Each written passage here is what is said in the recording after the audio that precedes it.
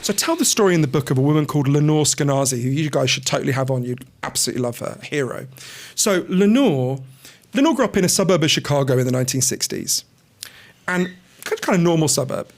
And from when she was 5 years old, she would leave home on her own to go to school, and she'd walk on her own to the school, which was 15 minutes away. She'd generally bump into the other kids. They'd all walk together. When they got to the school gate, there was a 10-year-old boy whose job was to help the 5-year-olds cross the street, right? She'd go into school. She'd stay there till 3 o'clock or whatever the time was. She'd leave on her own. She'd play games with the other kids in the neighborhood, and she'd find her way home for like 6 p.m., right?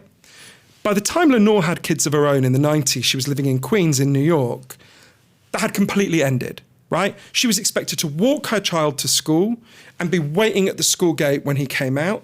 By 2003, only 10% of American children ever played outside, right, without an adult. Ever. And I think of the 10% who did, the average amount of time they did was like 12 minutes. So basically, childhood suddenly moved, even before COVID, to be something that happened basically in imprisonment, right? Children are hidden behind closed doors. The only place they ever get to explore anything is on Fortnite and World of Warcraft. So we can hardly be surprised they become absolutely obsessed with them, right?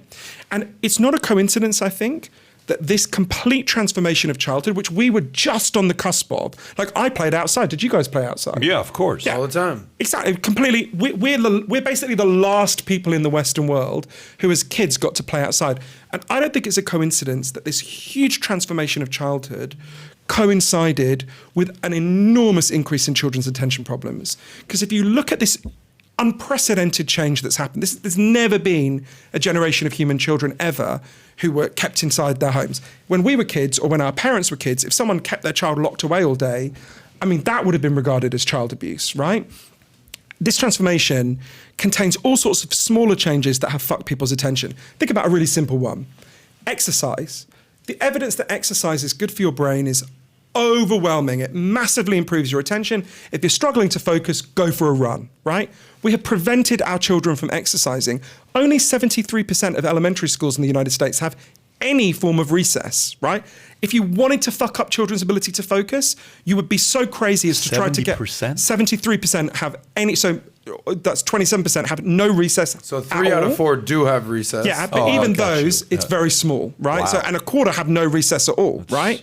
So you can see. I would ditch. So, but the reason why Lenore is such a hero is because, look, I can tell that to you, and you're a parent, and I'm sure you think, yeah, that's true.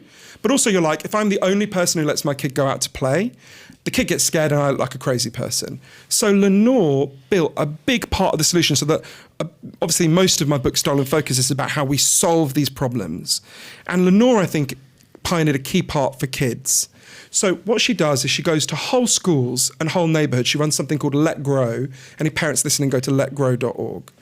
She goes to whole schools and neighborhoods and persuades them to let their kids go out, to let them.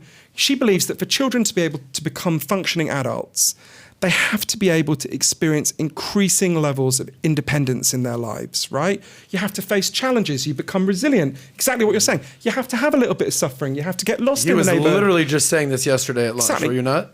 You have to climb the tree, and maybe you're gonna hurt yourself. What we've done is we've taken that away. So what Lenore does, they go and they persuade whole communities to start to restore childhood. And one of the most moving experiences I had for the book was I spent a lot of time with the Let Grow projects.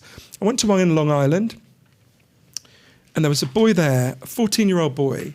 And I'll give you a sense of this. He's a big, strong 14-year-old boy who, until this program had begun, his parents had never let him out of his home on his own, right? They wouldn't even let him go for a jog around the block. They said it was, I asked him why, and he said it's because they're afraid of all these kidnappings. He said, to give you a sense of this, this is a town in Long Island where the French bakery is across the street from the olive oil store. And he had a level of fear that would have been appropriate if he'd lived in Colombia at the height of Pablo Escobar's terror, right? It was insane. So this program began. Him and his friends start to go outside without their screens. They start to play with each other, which they'd never done before. And after a few months, what these boys did, they went into the woods and they built a fort. And they went there, even though their cell phones didn't work there, because the pleasures of building something, of exploring the real world. And I remember when that boy left, Lenore said to me, Lenore was with me that day, she said, think about all of human history, right? Young men had to go out They had to hunt, they had to seek, they had to build things. And in the space of one generation, we took all that away. And those boys, given just a little bit of freedom, what did they do?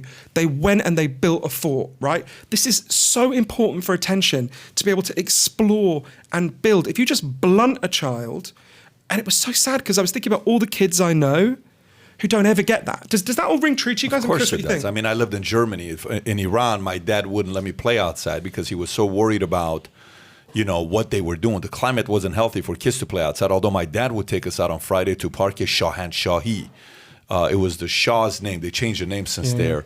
And we would play outside. He would always want to take us outside, except not without him. Once we went to Germany at a refugee camp, I was out in the streets till 10 o'clock at night. My mom had no clue where I was at. And let me tell you, my maturity from being a boy who was timid and couldn't be around people to being a man happened in Germany at a refugee camp from 10 years old to 12 years old. If it wasn't for those 2 years at Germany playing with Catherine and Katarina Staff and Jan and all those guys, Johann from Poland, and you know, learning about Yugoslavia. A friend of ours was from Anna Maria was her name, and they live in Canada now. We found each other on Facebook. It just wouldn't have been the same. I totally agree with you on the dependent side. So if you enjoyed this little short segment from the podcast that we did, here's another short segment to watch. Or if you want to see the entire podcast, click over here. Take care, everybody. Bye-bye.